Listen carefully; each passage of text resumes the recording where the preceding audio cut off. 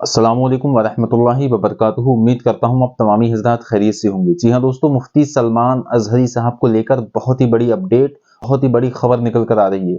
आप लोगों को जानना बहुत ही ज़रूरी है, इसलिए इस वीडियो को आप लोग पूरा ज़रूर देख लेना। आप लोगों ने मेरा कोई भी वीडियो पूरा देखा हो या ना देखा हो, लेकिन दिल से गुजारिश है कि इस वीडियो को आप लोग पूरा ज़रूर देख लें। आप लोग इधर उधर की वीडियो देखने में अपना टाइम बर्बाद कर देते हैं, लेकिन जिस वीडियो में आप लोगों को नॉलेज मिलती है, सच्ची खबर मिलती है, इस्लामिक से रिलेटेड हर वीडियो यहाँ पर रहती है, तो आप इस वीडियो को पूरा क्यों नहीं देखते। इसलिए आप लोगों से गुजारिश है कि वीडियो को पूरा देखें। तो मैं आप लोगों को बता दूं कि मुफ्ती सलमान अज़हरी साहब से जो रिलेटेड खबर निकल कर आ रही है, यकीनन हम सबको जानना बहुत ही जरूरी है। और मैं आपको बता दूं कि मुफ्ती सलमान अज़हरी साहब के जो वकील ने एक ऑडियो वायरल किया है, वो आप सब लोगों ने शायद सुन लिया होगा, जो मैंने पिछले वीडियो में आप लोगों को उसकी हकीकत बता दी थी। लेकिन वहीं पर एक और बड़ी खबर मुफ्ती साहब को लेकर आ रही है दोस्तों, जो हम सबको जानना बेहद जरूरी है। मैं आपको बता दूं कि मुफ्ती सलमान अज़हरी साहब इस वक्त कहां हैं।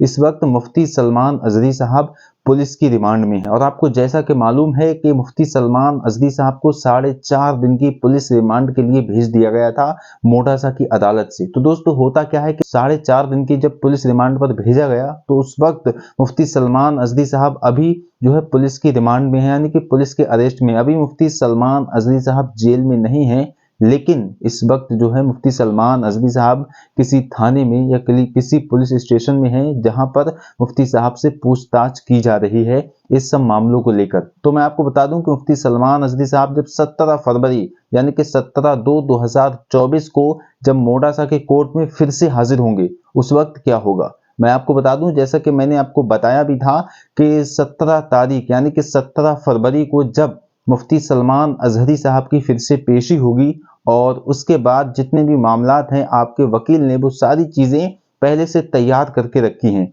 17 तारीख को लगभग 10:30 पर यानी कि 10:30 बजे, लगभग सुबह के 10:30 बजे इंशाअल्लाह तबारक व तआला जो पुलिस की रिमांड है वो मुकम्मल हो जाएगी। और उसके बाद इंशाअल्लाह लगभग 2 बजे तक जो भी कार्रवाई है, जो भी काम है, वो सारे मुकम्मल हो जाएंगे। और उसके बाद मुफ्ती साहब कोर्ट में हाजिर होंगे, जैसा कि आपके वकील ने बताया था। आगे मैं आपको एक एक चीज बिल्कुल डिटेल में विस्तार में बताने वाला हूं, इसलिए दोस्तों वीडियो को मिस बिल्कुल भी ना करें। तो जब उसके बाद मुफ्ती साहब वहां पर हाजिर होंगे, तो फिर सवाल ये पैदा होता है कि कहीं फिर मुफ्ती सलमान अज़हरी साहब के लिए जो है फिर से पुलिस रिमांड पर ना मांग ले। तो मैं आपको बता दूं कि आपके वकील ने बताया कि ऐसा नहीं होगा। पुलिस रिमांड के लिए मजिस्ट्रेट ने पहले से ही ज्यादा दिन दे दिए हैं, यानी कि 5 दिन पहले से ही दे दिए हैं। यानी कि 5 दिन में पुलिस जो भी पूछताछ करना है, जो भी इन्वेस्टिगेशन करना है, वो 5 दिन के अंदर कर ले। ये न्यायालय ने, ये मजिस्ट्रेट ने पहले ही कह दिया था। तो हमें उम्मीद है कि इंशाअल्लाह आगे कोई भी किसी भी तरीके का अब पुलिस रिमांड मुफ्ती साहब के लिए नहीं दिया जाएगा। तो मैं आपको बता दूं कि मुफ्ती सलमान अज़हरी साहब जब 17 तारीख को कोर्ट में पेश होंगे, उसके बाद कुछ लोगों का ये मानना है कि फौरन आपकी रिहाई हो जाएगी। लेकिन असल बात क्या है, सच्चाई क्या है? लेकिन दोस्तों आपके ही वकील ने बताया था कि 17 तारीख को रिहाई नहीं हो पाएगी, क्योंकि जो मुफ्ती सलमान अज़हरी साहब के खिलाफ मोडासा की अदालत में जो मामले हैं, वो कुछ हटकर हैं। यानी कि जूनागढ़ में जो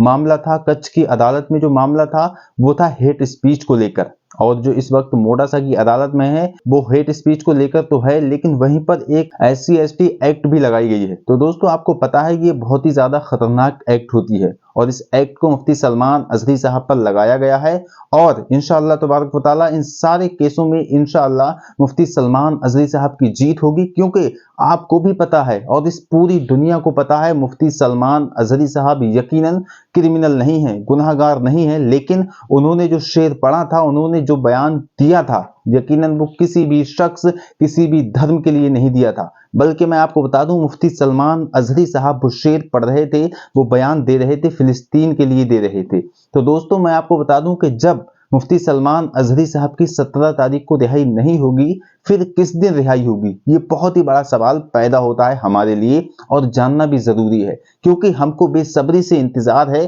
तमाम मुसलमानों को इस चीज को लेकर बेसब्री से इंतजार है कि वो दिन कब आएगा कि जब मुफ्ती सलमान अज़हरी साहब की रिहाई होगी। वो कौन सा वक्त होगा जब मुफ्ती सलमान अज़हरी साहब इन सारे मामलों से निपट कर बाहर आएंगे, यानी कि जेल से निकलकर वो बाहर आएंगे। ये हर इंसान को इसका इंतजार है। और यकीनन इंशाअल्लाह तबारक व तआला वो 20 तारीख यानी कि 20 फरवरी का दिन होगा इंशाअल्लाह, जैसा कि आपके वकील ने बताया था। मैं आपको वो ऑडियो भी सुना दूंगा पूरी, जिसमें बात हुई थी मुफ्ती सलमान अजहरी साहब के पर्सनल जो वकील हैं, इस वक्त जो मुफ्ती साहब का ये केस लड़ रहे हैं, उनसे जो बात हुई थी वो भी ऑडियो मैं आपको सुना दूंगा, इसलिए वीडियो में आखिर तक बने रहें। तो उसके बाद इंशाअल्लाह तबारक व तआला 20 तारीख में मुफ्ती सलमान अजहरी साहब जो है रिहा हो जाएंगे। वहीं पर दूसरा सवाल ये पैदा होता है कि मुफ्ती सलमान अजहरी साहब पर एक के बाद एक मुकदमे लगाए जा रहे हैं, यानी कि पहले जूनागढ़ में मुकदमा था, उसके बाद वहां से रिहाई नहीं मिल पाई, उससे पहले ही कच्छ में मामला हो गया, वहां पर एक मुकदमा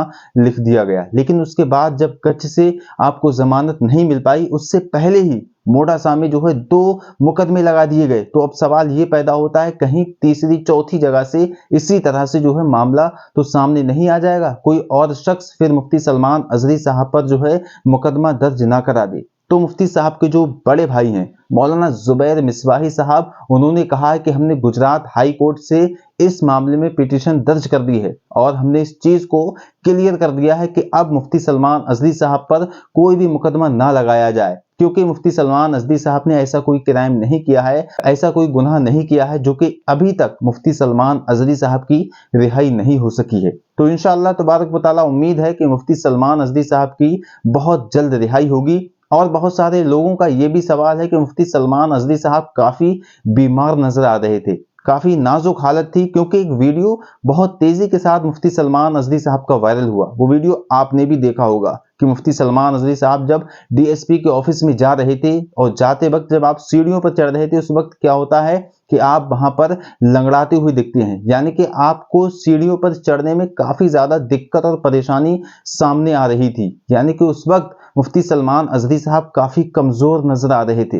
तो दोस्तों होता क्या है कि मुफ्ती सलमान अजहरी साहब की जब इस चीज की पूछताछ की गई, उस वीडियो की जब पूरी रिसर्च की गई और देखा गया कि आखिर मुफ्ती सलमान अजहरी साहब इस तरह से क्यों चल रहे हैं, क्योंकि जब वो वीडियो वायरल हुआ तो तमाम मुसलमानों के दिलों को हौला बैठ गया और तमाम मुसलमान बिल्कुल घबरा गए। आखिर मुफ्ती सलमान अजहरी साहब के साथ कहीं कोई गलत तो नहीं हो रहा है, किसी तरह से उन्हें टॉर्चर तो नहीं किया जा रहा है। लेकिन जब बिल्कुल असली सच्चाई सामने निकल कर आई तो हमारा भी दिल खुश हो गया, क्योंकि दोस्तों मुफ्ती सलमान अजहरी साहब के भाई ने बताया और आपके साथ में जो वकील हैं उन्होंने भी बताया कि मुफ्ती सलमान अजहरी साहब को ऐसी कोई भी दिक्कत नहीं है, बल्कि मुफ्ती सलमान अजहरी साहब को जब अरेस्ट किया गया था उसी दिन से अल्हम्दुलिल्लाह आप रोजे की हालत से हैं और आप रोजा रख रहे हैं। और ये थकन और इस दर्द की वजह क्या है, ये यही वजह है कि आपको बहुत लंबे लंबे सफर भी करने पड़ रहे हैं, क्योंकि आपको पता ही है कि कभी जूनागढ़ तो जूनागढ़ से कच्छ और वहां पर भी 3 दिन के लिए किस तरह से मुफ्ती सलमान अजहरी साहब को पुलिस कस्टडी में दे दिया गया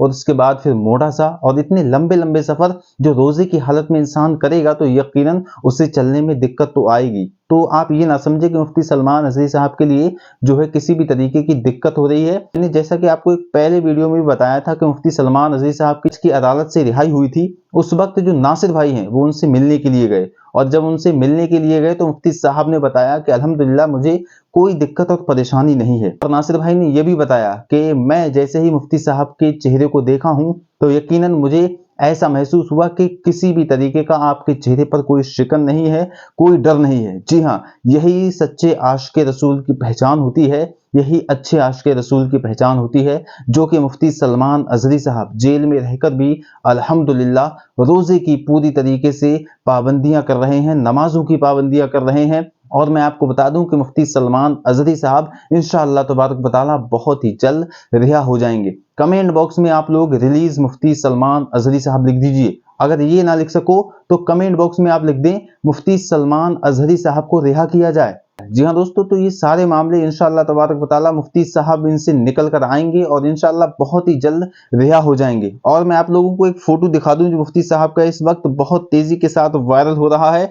पूरे हिंदुस्तान में काफी लोग जो है इसकी मजम्मत कर रहे हैं, जो इस वक्त मुफ्ती सलमान अजहरी साहब के फोटो के साथ किया जा रहा है। जी हाँ दोस्तों, आप पढ़ सकते हैं, स्क्रीन पर लिखा हुआ है मुफ्ती सलमान अजहरी की बेहुरमती। जी हाँ, उनके पुतले तस्वीर पर चलाए जूते चप्पल। जी हाँ दोस्तों, हिंदूवादी संगठन ने चलाया पाकिस्तानी मल्ला और क्या गुजरात पुलिस करेगी कार्रवाई, ये लिखा हुआ दोस्तों। वहीं पर आगे यही आप लोग फोटो देख सकते हैं कि किस तरह से मुफ्ती सलमान अजहरी साहब के फोटो को किसी पुतले पर लगाया जाता है, उसके बाद जो है जूते चप्पलें मारी जाती हैं मुफ्ती साहब के चेहरे पर। जी हाँ दोस्तों, वहीं पर आगे देख सकते हैं कि उस पुतले को आग भी लगा दी गई। लेकिन दोस्तों मैं ये फोटो आप लोगों को दिखाना नहीं चाहता था, लेकिन दिखाना भी जरूरी था, क्योंकि मैं आपको बता दूं कि ये फोटो देखने के बाद यकीनन हमारा दिल तो दुखा ही है, लेकिन वहीं पर मैं आपको बता दूं मुफ्ती सलमान अजहरी साहब की इज्जत को ये क्या कम कर सकती हैं, क्योंकि जिसे अल्लाह इज्जतें बख्शे उसकी इज्जत को कोई खत्म नहीं कर सकता, कोई कम नहीं कर सकता, क्योंकि मुफ्ती सलमान अजहरी साहब को अल्हम्दुलिल्लाह अल्लाह तबारक व तआला ने बेहिसाब इज्जतों से नवाजा है। और आज अल्हम्दुलिल्लाह इस हिंदुस्तान ही में नहीं बल्कि पूरी दुनिया में मुफ्ती सलमान अजहरी साहब को बहुत सारे लोग जान चुके हैं और ये पहचान चुके हैं कि हाँ, मुफ्ती सलमान अजहरी साहब वो आशिक़े रसूल है जिसने अपनी जान को भी दांव पर लगा दिया तहफ़्फ़ुज़े नामूसे रिसालत के लिए। जी हाँ दोस्तों, आप नहीं जानते, लगभग 2 साल पहले जब नरसिंहानंद प्यारे आका सल्लल्लाहु ताला अलैहि वसल्लम को गालियां दे रहा था, इस्लाम पर गालियां दे रहा था, यानी कि इस्लाम को बुरा भला कह रहा था, उस वक्त कोई मैदान में नहीं आया। उस वक्त यही शेर यानी कि मुफ्ती सलमान अजहरी साहब निकल कर आए और मुफ्ती सलमान अजहरी साहब ने ही चैलेंज दिया था कि तू अपनी किताब को लेकर आ जा और मैं अपनी किताब को लेकर आऊंगा, और फिर उसके बाद आग में कूदेंगे कि देखते हैं किसका दीन सच्चा है, कौन बचता है और कौन जल जाता है। और तारीख गवाह है, आप YouTube पर सर्च कर लें, गूगल पर सर्च कर लें, किसी भी सोशल मीडिया के प्लेटफॉर्म पर देख लें कि मुफ्ती सलमान अजहरी साहब उस डेट को, उस तारीख को पहुंचे थे दिल्ली, जो तारीख मुतय्यन की गई थी। और मुफ्ती सलमान अजहरी साहब जब दिल्ली पहुंचे हैं, जामा मस्जिद में आपने जुमे की नमाज पढ़ाई, और उसके बाद क्या होता है कि मुफ्ती सलमान अजहरी साहब तो अपनी तारीख पर पहुंच गए, लेकिन उस तारीख पर नरसिंहानंद को भी आना था, वो नहीं आया। यहाँ से अल्हम्दुलिल्लाह इस्लाम की जीत हमें देखने को मिलती है। और अल्हम्दुलिल्लाह मुफ्ती सलमान अजहरी साहब वो मर्द कलंदर हैं जो तहफ़्फ़ुज़े नामूसे रिसालत के लिए खुलकर बोलता है। जी हाँ दोस्तों, वहीं पर आप लोगों से एक और गुजारिश है कि आप लोग मुफ्ती सलमान अजहरी साहब के लिए नमाजों में दुआ करें, वजीफे करें कि मुफ्ती सलमान अजहरी साहब की जल्द से जल्द रिहाई हो जाए। कमेंट बॉक्स में आप लोग आमीन जरूर लिख दें। वहीं पर मैं आपको बता दूं कि मुफ्ती सलमान अजहरी साहब को जिस तरह से अरेस्ट किया गया था, उसी तरह से मौलाना कमर गनी उस्मानी साहब को भी अरेस्ट कर लिया गया, और 2 साल तक अभी तक मौलाना कमर गनी उस्मानी को जो है रिहा नहीं किया गया है। तो आप लोग उनके लिए भी दुआ करें कि अल्लाह तबारक व तआला मौलाना कमर गनी उस्मानी साहब को भी रिहाई अता फरमाए।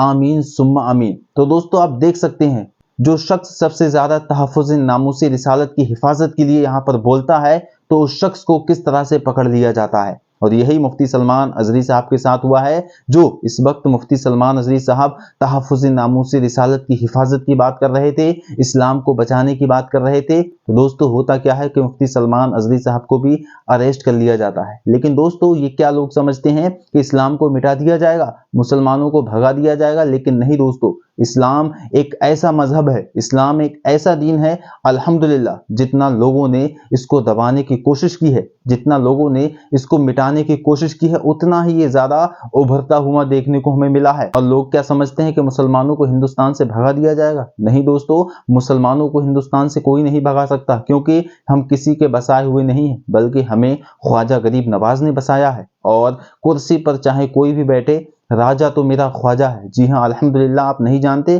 कि जब ख्वाजा गरीब नवाज अजमेर शरीफ की सरजमीन पर तशरीफ लाए थे, उस वक्त क्या होता है, आपके साथ जितने भी आपके मुरीदीन थे वो सब अजमेर में जैसे ही दाखिल होते हैं, उसके बाद जब शाम का वक्त होता है तो आप एक जगह पर पड़ाव डालते हैं, यानी कि एक जगह पर आप ठहरने की जगह बनाते हैं और वहां पर अपना जो भी सामान है वो सब रखते हैं और उसके बाद आराम करने लगते हैं। शाम होती है, उसके बाद राजा पृथ्वीराज चौहान, उसके जो नौकर चाकर आते हैं ऊंटों को लेकर और कहते हैं कि यहां से तुम हट जाओ, यहां पर हमारे राजा के ऊंट बैठेंगे। जी हाँ दोस्तों, उसके बाद क्या होता है, उनने काफी ज्यादा जबरदस्ती की और वहां से हजरत ख्वाजा मोइनुद्दीन चिश्ती रदी अल्लाह ताला अन्हु और आपके जितने भी साथी थे सबको वहां से हटा दिया। और उसके बाद क्या होता है कि वो ऊंट वहां पर बैठ गए।